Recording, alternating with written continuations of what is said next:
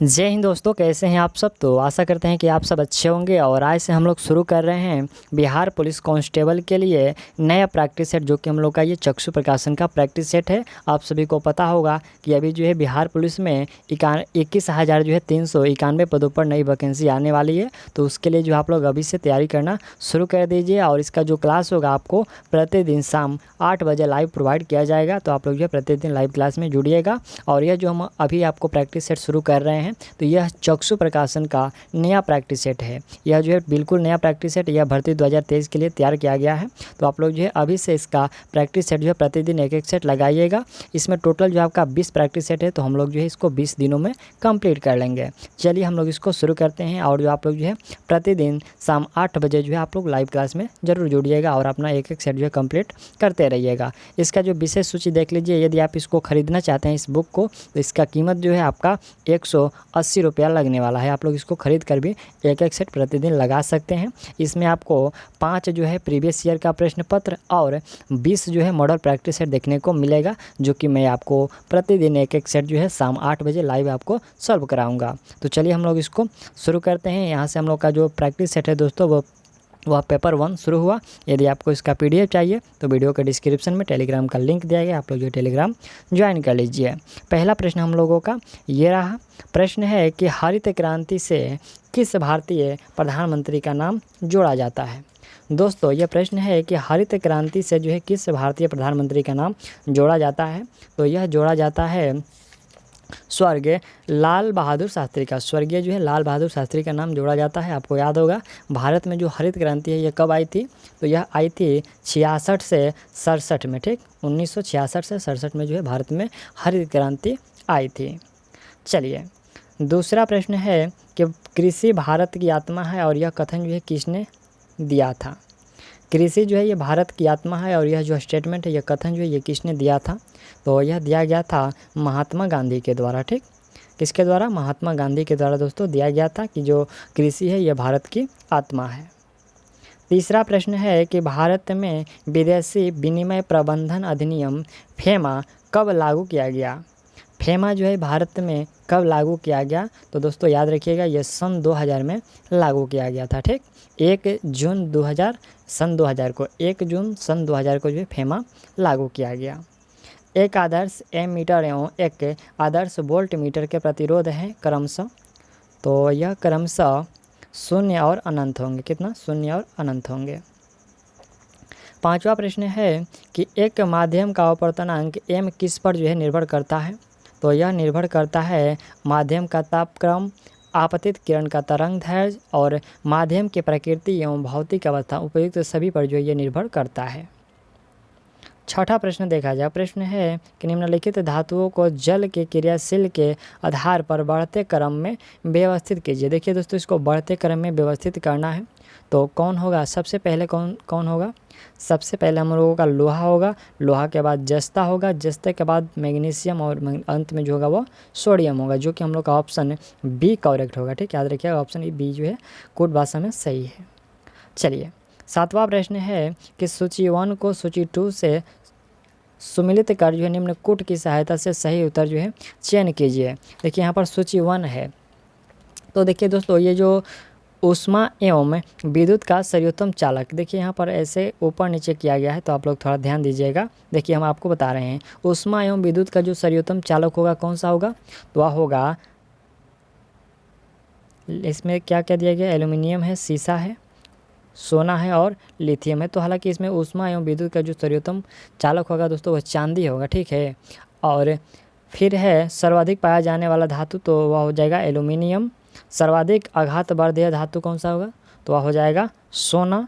और ऊष्मा का जो है दुर्बलतम चालक कौन सा होगा, वह हो जाएगा सीसा। और सबसे हल्की जो धातु होगा वह कौन सा हो जाएगा, तो वह होगा लिथियम। देखिए इसमें हम लोगों का सूची 2 में जो है एक कम दिया गया था, जो कि यहाँ पर पहले का जो राइट आंसर होगा वह चांदी होगा। ठीक, जो कि ऑप्शन में नहीं दिया गया था। इसमें आपको कंफ्यूज करने के लिए जो एक ऑप्शन में घटा दिया जाता है। ठीक, चलिए और कुट भाषा में आप लोगों को देना था, तो कुट भाषा में आप लोग जो है ऑप्शन यहाँ से ऑप्शन जो है सी को दे दीजिएगा। ठीक, 8वां प्रश्न है कि कौन से लवणों के विलयनों का युग्म अम्लीय प्रकृति का है। इनमें से कौन सा लवणों का जो युग्म है वो अम्लीय प्रकृति का है। तो इसमें हम लोग का राइट आंसर होगा CuSO4 और इंटू NH4 इंटू SO4, यह जो है ये अम्लीय प्रकृति का है। ठीक, ऑप्शन इसमें हम लोग का वी करेक्ट होगा। चलिए 9 नंबर प्रश्न है कि मानव शरीर में सबसे जो बड़ी ग्रंथि, दोस्तों मानव शरीर में सबसे जो बड़ी ग्रंथि है वो कौन सी है, तो वह लीवर है। ठीक, याद रखिएगा, यकृत या फिर जिगर कहते हैं या फिर कलेजा कहते हैं, वो सभी एक ही बात है। ये सबसे बड़ी अंग है जो केवल कशेरुकी प्राणियों में ही पाया जाता है। सर्वाधिक हरा शैवाल रहता है, सर्वाधिक हरा जो शैवाल है यह रहता है अग्नाशय में, ऑप्शन वी करेक्ट। 11 नंबर ये प्रश्न कह रहा है, प्रश्न के निम्नलिखित में से कौन से सही है। दोस्तों इसमें हम लोग का 5 स्टेटमेंट दिया गया है और पूछा गया है कि कौन से जो है सही है, और उसमें हम लोग का यहाँ से 6 स्टेटमेंट है और इसमें हम लोग को कूट भाषा में देना है। तो दोस्तों देखिए इसमें कौन कौन सा सही है। राष्ट्रपति एक निर्वाचन मंडल द्वारा निर्वाचित होता है, यह सही है। निर्वाचन मंडल में संसद के निर्वाचित सदस्य होते हैं, ये भी सही है। और एक चौथा सही है कि राष्ट्रपति जो है 5 वर्षों के लिए निर्वाचित होता है, यह सही है। इसमें हम लोग का पहला, दूसरा और चौथा जो स्टेटमेंट है वो सही है, बाकी जो 3 स्टेटमेंट है वो गलत है। इसमें राइट आंसर हम लोगों का डी होगा। चलिए 12 नंबर ये प्रश्न के निम्नलिखित में से कौन से सही है। इसमें भी देखिए कौन कौन से जो है स्टेटमेंट सही है।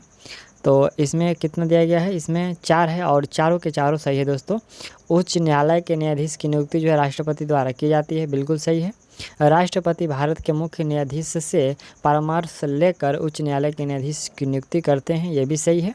राष्ट्रपति राज्य के राज्यपाल से भी परामर्श करते हैं, ये भी सही है। और चौथा जो है कि राष्ट्रपति जो है उच्च न्यायालय के मुख्य न्यायाधीश से भी परामर्श करते हैं, ये भी सही है। ठीक, यानी कि चारों स्टेटमेंट इसमें सही है, ऑप्शन डी करेक्ट। 13 नंबर प्रश्न है कि भारत का एक नागरिक विधानसभा का चुनाव लड़ना चाहता है किंतु वह विकृतिविद का है, वह विकृतिविद यहाँ पर जो है वह, किंतु वह जो विकृतिविद का है वह विकृति चित्त का है, इसकी घोषणा कौन करेगा। तो इसकी जो घोषणा है यह दोस्तों किया जाएगा मुख्य चिकित्सा और स्वास्थ्य अधिकारी के द्वारा जो है इसकी घोषणा की जाएगी। अगला 14 नंबर यह प्रश्न हम लोग का है, प्रश्न एक विधेयक विधानसभा द्वारा पारित कर दिया गया और विधान परिषद में भेजा गया, इसी बीच विधानसभा जो विघटित हो गई, अब क्या होगा। तो अब क्या होगा कि विधेयक जो होगा वह व्ययगत हो जाएगा। क्या होगा, विधेयक जो होगा वह व्ययगत हो जाएगा। नेक्स्ट 15 नंबर ये प्रश्न है, करें कि भारत में किस कैलेंडर को मान्यता दी गई है। भारत में किस कैलेंडर को जो है मान्यता दी गई है, तो यह है ग्रेगोरियन कैलेंडर को। ठीक, ऑप्शन वी याद रखिएगा। भारतीय राष्ट्रीय पंचांग या फिर भारत का जो राष्ट्रीय कैलेंडर जिसका संक्षिप्त जो नाम है वो भारंग है। और भारत में उपयोग में आने वाला जो सरकारी सिविल कैलेंडर है यह शक साउंत पर आधारित होता है। संविधान के किस अनुच्छेद में अल्पसंख्यकों के हितों का संरक्षण प्रावधानित है। तो यह किस अनुच्छेद में है, यह दोस्तों अनुच्छेद 29 में, कितना, अनुच्छेद 29 में है, ऑप्शन सी करेक्ट है। अगला 17 नंबर प्रश्न हम लोग है कि राज्यसभा के उप सभापति को पदच्युत करने के विषय में क्या सही नहीं है। क्या सही नहीं है जो है उप सभापति को पदच्युत करने के विषय में 5 स्टेटमेंट दिया गया है। तो इसमें दोस्तों हम लोगों का देखिए क्या सही नहीं है, बस हम लोग उसी को देखेंगे। देखिए, प्रस्ताव संसद के किसी भी सदन में प्रारंभ किया जा सकता है, यह गलत है। प्रस्ताव जो है पुनर्स्थापित करने के लिए सदन के 1/4 सदस्यों के हस्ताक्षर आवश्यक है, यह भी गलत है। और 5वां जो है यह भी गलत है, कह रहे कि प्रस्ताव सदन में उपस्थित और मतदान करने वाले सदस्यों के बहुमत से पारित होना चाहिए, यह भी गलत है। ठीक, इसमें हम लोगों का कोड भाषा में ऑप्शन सी होगा। सभी लोग आंसर करते रहिएगा। 18 नंबर के निम्नलिखित में से किस वैदिक ग्रंथ में पुंसवन स लेकर मृतक दाह के सामाजिक रीति रिवाज एवं संस्कार वर्णित किए गए हैं। किस वैदिक ग्रंथ में यह वर्णित किया गया है। तो ये दोस्तों गृह सूत्र में किया गया, किसमें, गृह सूत्र में किया गया है। दक्कन के निम्नलिखित में से किस रियासत से चांद बीबी संबंधित थी। चांद बीबी जो है किस रियासत से संबंधित थी, तो राइट आंसर होगा यह अहमदनगर से। चांद बीबी जो थी वह अहमदनगर से संबंधित थी। निम्नलिखित में से किस क्षेत्र में मुगलों से भारतीय संस्कृति की सर्वाधिक योगदान दिया? निम्नलिखित में से किस क्षेत्र में जो मुगलों ने भारतीय संस्कृति की सर्वाधिक योगदान दिया? और यह योगदान दिया गया था स्थापत्य क्षेत्र में। किसमें? स्थापत्य के क्षेत्र में मुगलों ने जो भारतीय संस्कृति की सर्वाधिक योगदान दिया। चलिए अगला प्रश्न यहाँ से 21 नंबर है कि महात्मा गांधी द्वारा प्रवर्तित निम्नलिखित में से किस आंदोलन में सरदार पटेल ने अग्रणी की भूमिका निभाई थी? देखिए अग्रणी की जो भूमिका निभाई गई थी यह निभाया गया था बारदौली सत्याग्रह में। ठीक, ऑप्शन डी करेक्ट, बारदौली सत्याग्रह में। चलिए अगला प्रश्न 22 नंबर है कि राजधानी स्थानांतरण के अवसर पर दिल्ली में वेश के समय इनमें से किस वायसराय पर जो है बम फेंका गया? वेश के समय में इनमें से जो किस वायसराय पर बम फेंका गया? तो यह फेंका गया लॉर्ड हार्डिंग द्वितीय के समय में। 23 नंबर प्रश्न है कि 1929 में इनमें से जो किसने भूदान आंदोलन आरंभ किया था? दोस्तों देखिए 1929 में यह भूदान आंदोलन किसने शुरू किया गया? तो याद रखिएगा यह शुरू किया गया था खान अब्दुल गफ्फार खान के द्वारा। देखिए 1929 में जो भारतीय राष्ट्रीय कांग्रेस की एक सभा में शामिल होने के बाद खान अब्दुल गफ्फार खान ने जो है खुदाई खिदमतगार की स्थापना की और पख्तूनों के बीच जो है लाल कुर्ती आंदोलन का आह्वान किया। ठीक, और ये ऑप्शन हम लोग का ये भूदान आंदोलन जो है ये आपका ये अलग भूदान आंदोलन है। यहीं पर एक और देख लीजिए यह भी भूदान आंदोलन है। तो यह किसके द्वारा यह शुरू किया गया था? आचार्य विनोबा भावे के द्वारा। ठीक, आप लोग इसमें कंफ्यूज मत होइएगा। भारत की स्वतंत्रता के पश्चात इनमें से जो किसने भूदान आंदोलन प्रारंभ किया? तो आचार्य विनोबा भावे ने। ठीक, और यह कब हुआ था? तो यह 1951 में हुआ था। ठीक, अगला प्रश्न है कि मानव भूगोल के जनक कौन है? मानव भूगोल के जनक दोस्तों फ्रेडरिक रेटजेल हैं। कौन? फ्रेडरिक रेटजेल हैं। बॉम्बे हाई निम्नलिखित में से किस खनिज के लिए प्रसिद्ध है? तो बॉम्बे हाई जो है ये पेट्रोलियम के लिए प्रसिद्ध है। ठीक, याद रखिएगा बॉम्बे हाई जो है ये पेट्रोलियम के लिए प्रसिद्ध है। बागवानी फसल है ये चाय जो है दोस्तों ये बागवानी फसल है। ऑप्शन डी करेक्ट, चाय जो है ये बागवानी फसल है। भिलाई इस्पात संयंत्र किस देश के सहयोग से स्थापित हुआ है? भिलाई इस्पात संयंत्र जो किस देश के सहयोग से स्थापित हुआ है? तो यह हुआ है सोवियत संघ से। भिलाई जो है किसी भिलाई सोवियत संघ, ऑप्शन डी सही है। ये सोवियत संघ से भिलाई संयंत्र जो है इसकी स्थापना कब हुआ था? तो 1955 में किया गया था। ये भी याद रखिएगा सोवियत संघ के सहयोग से। सिक्का शेर बांध का जो निर्माण है किस नदी पर हुआ है? सिक्का शेर बांध का निर्माण यह दोस्तों हुआ है पैरी नदी पर। याद रखिएगा पैरी नदी पर इसका निर्माण हुआ है। पिग्मी का निवास क्षेत्र कहाँ है? पिग्मी जनजाति और इसका जो निवास क्षेत्र है दोस्तों ये जायरे है। कहाँ है? जायरे नदी घाटी है। ठीक, कांगो जायरे नदी घाटी है जो कि मध्य अफ्रीका में है।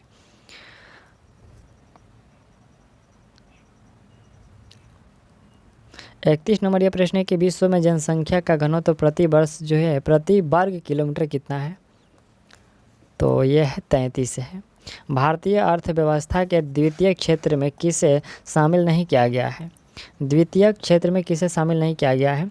तो खनन एवं उत्खनन को द्वितीय क्षेत्र में शामिल नहीं किया गया है। वर्ष 2001 से 2011 की यहाँ पर जो 2011 की अवधि में छत्तीसगढ़ की जो जनसंख्या की जो दशकीय वृद्धि दर है वो क्या थी? छत्तीसगढ़ की जनसंख्या की जो दशकीय वृद्धि दर थी वो क्या थी? तो वह थी 22.61%। ये 2001 से 2011 की जनगणना के अनुसार पूछा गया है। अगला कि निम्नलिखित में से किसे राष्ट्रीय आय कहा जाता है? तो राष्ट्रीय आय देखिए शुद्ध घरेलू उत्पाद की कीमत को राष्ट्रीय आय कहते हैं। जैसे कि देखिए राष्ट्रीय आय का अर्थ होता है किसी देश के सामान्य निवासियों के द्वारा प्रदान की गई जो साधन सेवाओं के बदले में प्राप्त आय के जोड़ से जो है जो इकट्ठा होता है उसे राष्ट्रीय आय कहते हैं। ठीक, अगला है कि भारतीय नियोजन में किस अवधि को योजना अवकाश कहा जाता है? तो योजना अवकाश ये दोस्तों 66 से जो 69 की अवधि है इसको योजना अवकाश के रूप में जाना जाता है। इस राज्य के विधानसभा भवन का नाम किसके नाम पर रखा गया है?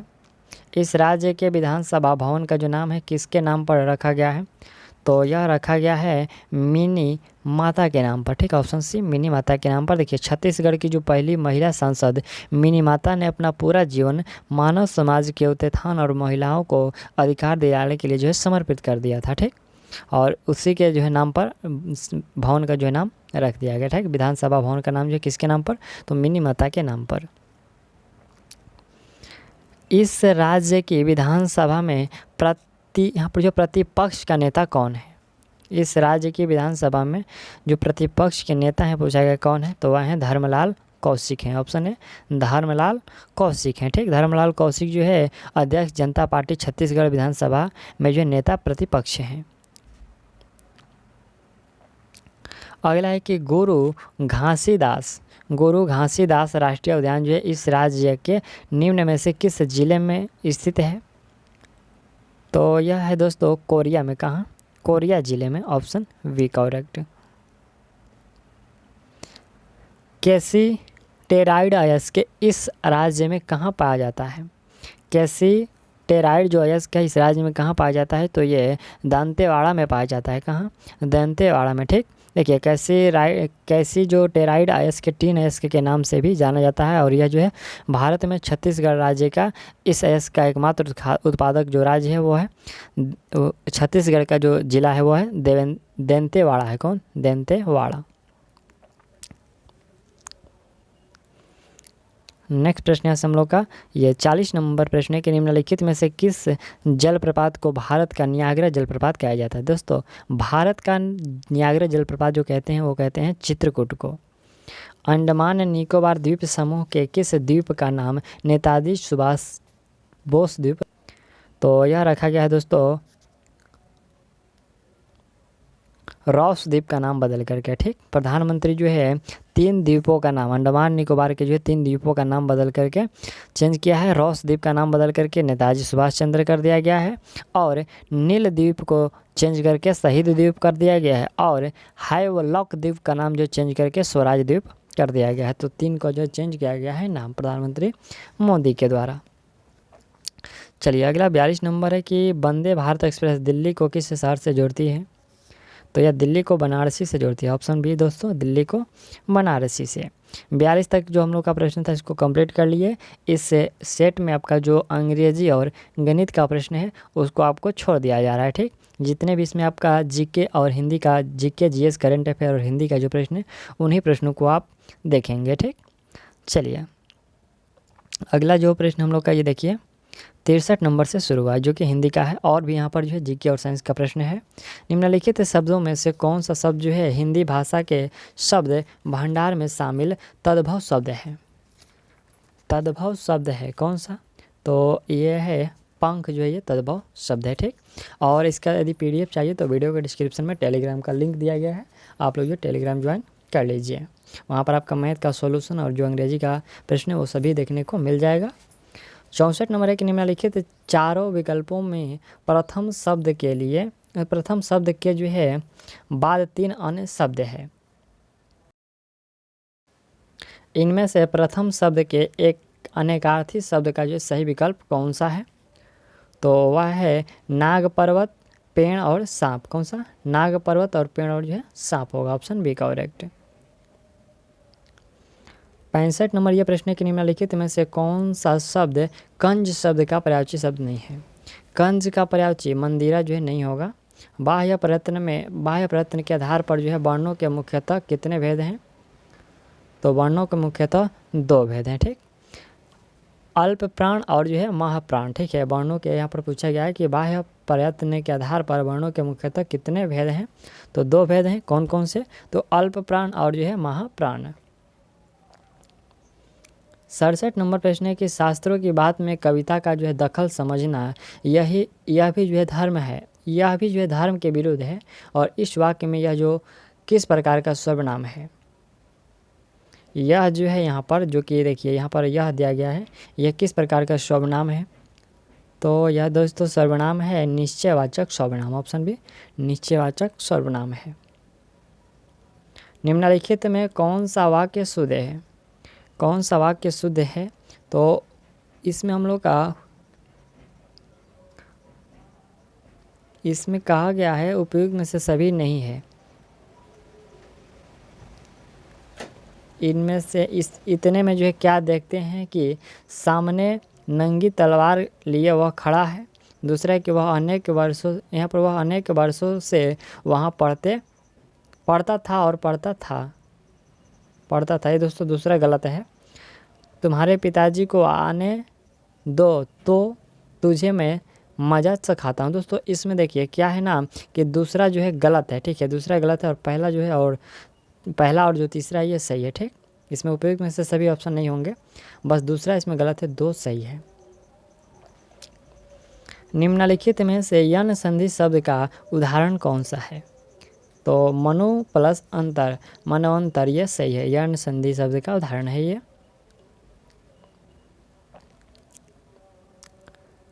70 नंबर प्रश्न है कि निम्नलिखित काव्य पंक्तियों में से भ्रांतिमान अलंकार का उदाहरण है।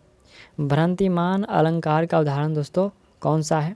तो यह ऑप्शन डी होगा। देखिए, प्याय महावर दैन को नैनी बैठी आई, फिरी फिरी जाती महावरी एड़ी मिड़ती जाई। ऑप्शन इसमें हम लोग का ये डी जो है ये सही है। अगला प्रश्न हम लोग का है कि दोहा छंद के प्रत्येक चरण में कितनी मात्राएं होती है? तो दोहा छंद के जो प्रत्येक चरण में मात्राओं की जो संख्या होती है वो 13-11 होती है। Option A correct.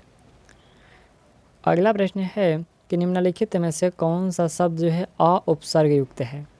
अ उपसर्ग युक्त जो शब्द है वह है अचेत, अवेर, अथा। उपयुक्त में से सभी है, ये अ उपसर्ग युक्त शब्द हैं, ठीक। चलिए, तो यहाँ तक हम लोगों ने जो 10 हिंदी का जो प्रश्न था कंप्लीट कर लिया। अब यहाँ से फिर हम लोग का जो है या जीएस का प्रश्न स्टार्ट हुआ। कह रहा है कि जॉन डाल्टन जिन्होंने परमाणु के नाभिकीय सिद्धांत का प्रतिपादन किया, उनका जन्म जो है किस देश में हुआ था? तो जॉन डाल्टन का जन्म जो है ये इंग्लैंड में हुआ था, ठीक। अगला कि बॉम्बे हाई कोर्ट में 3 बेंच कोर्ट हैं, नीचे दिए गए 4 शहरों में से कौन सा बॉम्बे हाई कोर्ट की जो है बेंच में एक नहीं है? एक पूछा गया कि कौन सा नहीं है, तो पुणे जो है वो नहीं है, बाकी जो नागपुर, पणजी और औरंगाबाद है।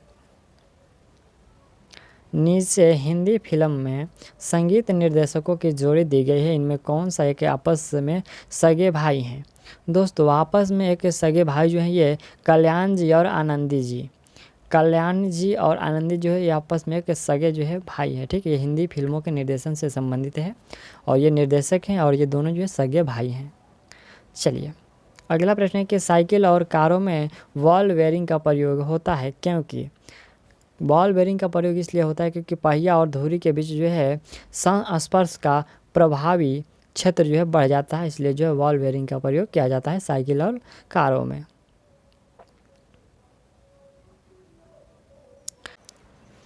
77 नंबर ये प्रश्न हम लोग का मात्रा और सूची को इसमें हम लोग को दोस्तों मिलान करना है। तो देखिए इसमें हम लोगों का ये ऊंच वेग जो होगा ये मैंग से हो जाएगा, तरंग दैर्घ्य जो होगा ये एंगस्ट्रॉम से, और जो दाब होगा पास्कल से, और ऊर्जा जो होगा ये जूल, ठीक। यहाँ से मिलान जो है सेम का सेम है, याद रखिएगा। कूट भाषा में देना है तो कूट भाषा में दोस्तों ये कूट भाषा में हम लोग का ऑप्शन जो है सी हो जाएगा, ठीक।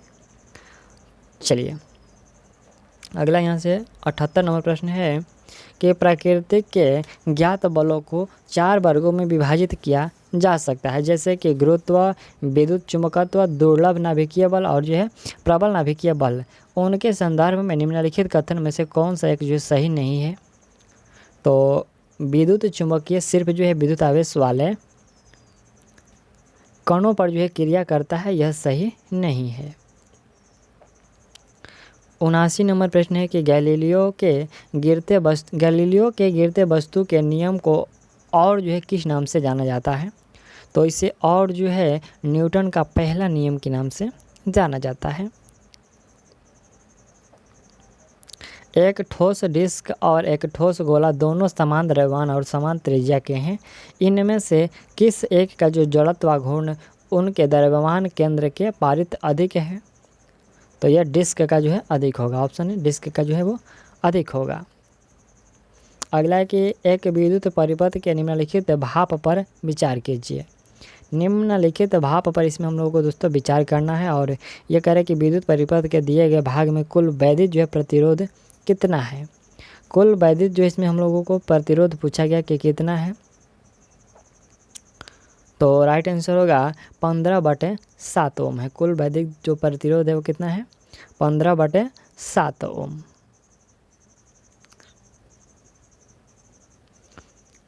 बिरासी नंबर प्रश्न है, ये कह रहे कि बिजली की खपत का बिल किसके मापन पर आधारित होता है? किसके मापन पर आधारित होता है? जो है वाटेज के, जो है वाटेज के मापन पर आधारित होता है। ऑप्शन केवल एक होगा।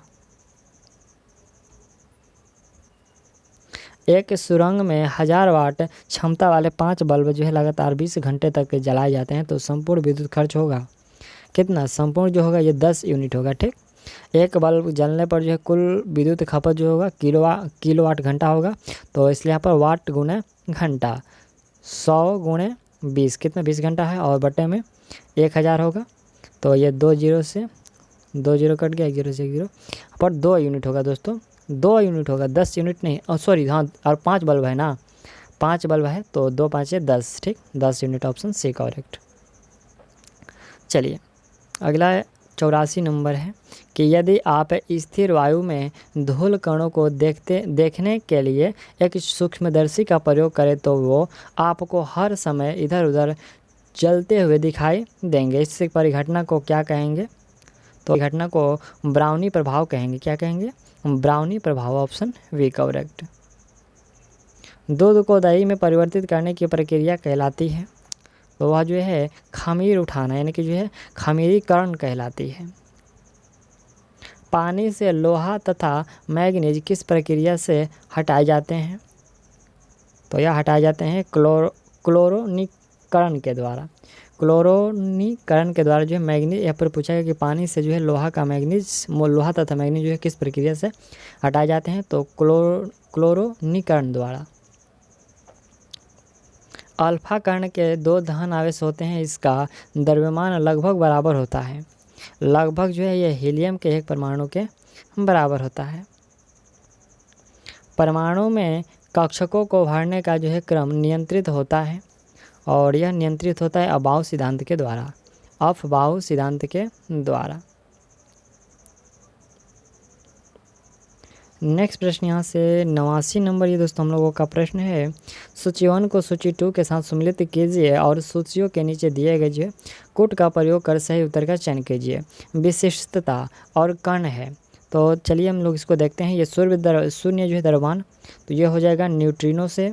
आंशिक जो आवेश होगा यह हो जाएगा कॉर्क से, और जो आंशिक प्रचक्रण, यहाँ पर जो प्रचक्रण होगा यह किस से? ये पॉजिट्रॉन से होगा, और जो पूर्णक प्रचक्रण होगा यह फोटोन से हो जाएगा। ठीक, मिलान देख लीजिए और याद कर लीजिए। कोट भाषा में हम लोगों को देना है, तो ऑप्शन ए होगा। अगला 90 नंबर प्रश्न है कि निर्जल सोडियम कार्बोनेट की सूत्र संहति कितनी होती है? दिया है कि सोडियम कार्बन और ऑक्सीजन की परमाणु संहतियाँ जो है क्रमशः 23 म्यू, 12 म्यू और जो 16 म्यू है। कितना होगा? तो यह हो जाएगा 106 म्यू होगा। ठीक, अगला 91 नंबर एक निम्नलिखित में कौन सी एक उपापचयन अभिक्रिया है? उपापचयन अभिक्रिया में दोस्तों 2Mg + O2 बराबर 2MgO होगा। Option C correct. नेक्स्ट प्रश्न है कि निम्नलिखित में कौन सा जिप्सम का रासायनिक सूत्र है? दोस्तों जिप्सम का रासायनिक सूत्र जो होगा CaSO4 + 2H2O होगा। पशुओं के व्यवहार के वैज्ञानिक और वस्तुनिष्ठ अध्ययन को डॉट कहा जाता है, तो इसे जो है एंथोलॉजी कहते हैं। क्या कहते हैं? एंथोलॉजी। पशुओं के व्यवहार के वैज्ञानिक और वस्तुनिष्ठ अध्ययन को एंथोलॉजी कहते हैं। सेरीकल्चर डॉट से संबंधित है, यह संबंधित है रेशम कीट पालन से। ठीक है, रेशम कीट पालन से सेरीकल्चर संबंधित है। कोशिकाओं के अध्ययन को डॉट भी कहा जाता है। कोशिकाओं के अध्ययन को जो है साइटोलॉजी भी कहा जाता है। साइटोलॉजी जीव विज्ञान की एक शाखा है जो किसके अध्ययन से संबंधित है? तो यह संबंधित है कोशिकाओं के अध्ययन से। अगला है 97 नंबर के कीड़ों के अध्ययन को क्या कहा जाता है? तो दोस्तों कीड़ों के अध्ययन को जो है एंटोमोलॉजी कहते हैं। विटीकल्चर, तो यह अंगूर की खेती से संबंधित है। विटीकल्चर जो है अंगूर की खेती से संबंधित है। अगला 99 नंबर ये प्रश्न कि निम्नलिखित में से कौन सा नाइट्रोजन क्षार डीएनए से संबंधित नहीं है? तो डीएनए से संबंधित नहीं है ये यूरेसिल जो डीएनए से संबंधित नहीं है। अगला प्रश्न हम लोगों का 100 नंबर है, जो कि हम लोगों का सेट 1 का अंतिम प्रश्न है। सामान्य कोशिकाओं में डीएनए से आरएनए तक आनुवांशिक जानकारी के प्रवाह की प्रक्रिया को कहा जाता है। तो इसे कहा जाता है प्रतिलेखन। ऑप्शन ए प्रतिलेखन कहते हैं। ठीक, तो यहाँ तक हम लोगों ने जो दोस्तों 100 प्रश्नों को कंप्लीट कर लिया और ये हम लोगों का बिहार पुलिस का सेट 1 था। आप लोग प्रतिदिन जो है शाम 8 बजे क्लास में जुड़िएगा और प्रतिदिन एक एक सेट लगाइएगा। यह जो भी आपका सेट चल रहा है तो ये चक्षु प्रकाशन का जो कि इसमें टोटल 20 सेट है, तो हम लोगों ने जो है इसको 20 दिनों में कंप्लीट कर लेंगे और इसका PDF भी आपको प्रोवाइड कर दिया जाएगा। तो उसके लिए आप लोग जो है टेलीग्राम ज्वाइन कर लीजिए। और यदि किसी भी प्रश्न में दिक्कत हो तो आप लोग कमेंट जरूर कीजिएगा और आप लोग कमेंट भी कीजिएगा कि इसमें आप लोग कितना प्रश्न जो है सही कर पाए हैं। हम लोगों ने इसमें टोटल जो है 75 प्रश्नों को देखा है, तो 75 प्रश्न में आप लोगों ने जो है कितना प्रश्न सही किया ये आप लोग कमेंट जरूर कीजिए। चलिए मिलते हैं अगले वीडियो में कल शाम 8 बजे। तब तक थैंक्स, ऑल द बेस्ट।